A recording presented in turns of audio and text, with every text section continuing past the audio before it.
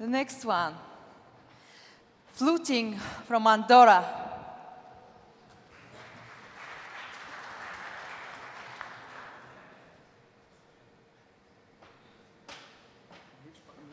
This one. Here you go. Hi everyone, Mark Hardwick from FLOOTING. FLOOTING is actually a tech for good company. We make finding new homes for people's unwanted stuff easier and more rewarding. You may think that this is a solved problem, a problem solved by FreeCycle or Gumtree, but you'd actually be wrong. Today we are acquiring and hoarding stuff like never before, and we're actually running out of space to put it in.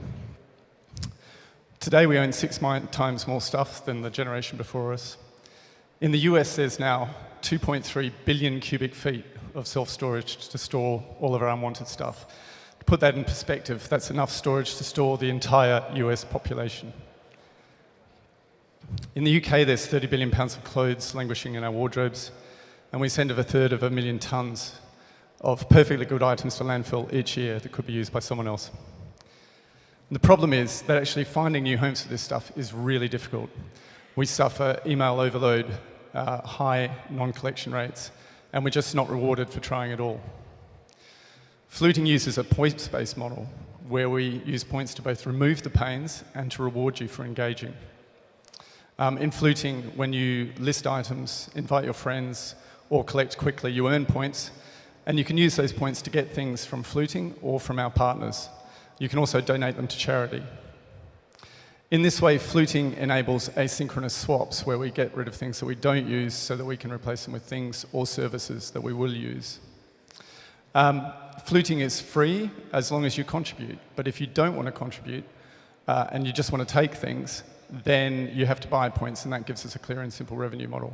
And just note that about 12% of our users give one item, and that leaves 88% of users that want to take things. FLOOTING is now live. We did a small trial in London with about 2,000 people.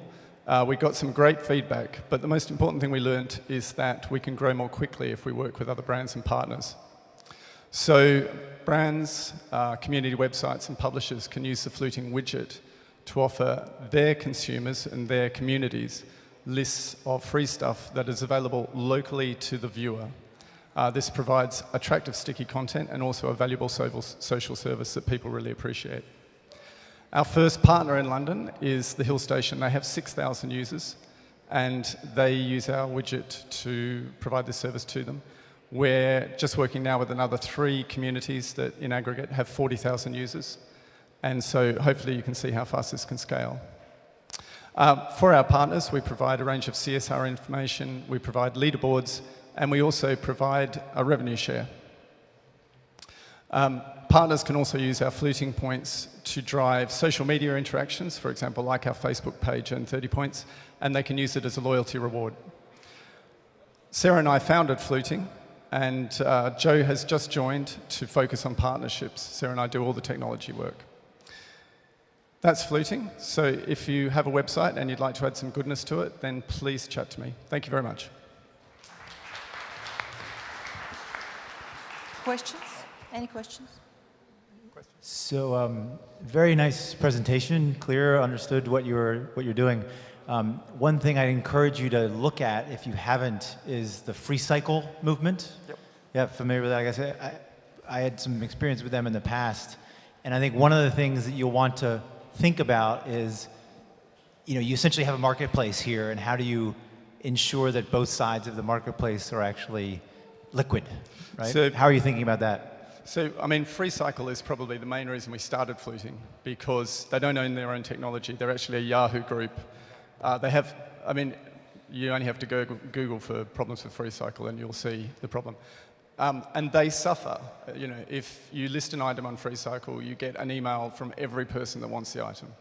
You also then, the person doesn't come to collect. There's no way of weeding those people out. There's no way of rating them, anything like that.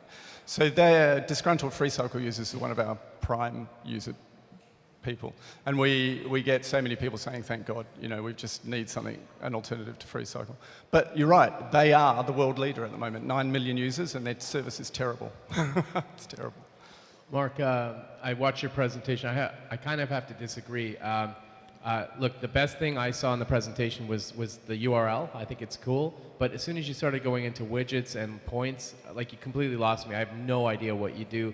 If I wouldn't know what you did if I didn't understand your business. But I do understand what you're trying to do, the problem you're trying to solve. I feel like there's just too much going on. So just my feedback. It seems opposite of the feedback over there, but I don't know. It may have been, I'm just familiar with the model. Is that rhetorical? Jump that.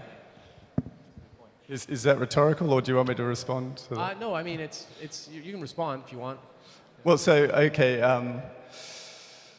the problems that we suffer with existing methods, which are lack of collection, email overload, the points model is fundamental to solving. So if you're looking at the pain in the whole system of reuse, then our points model solves it elegantly.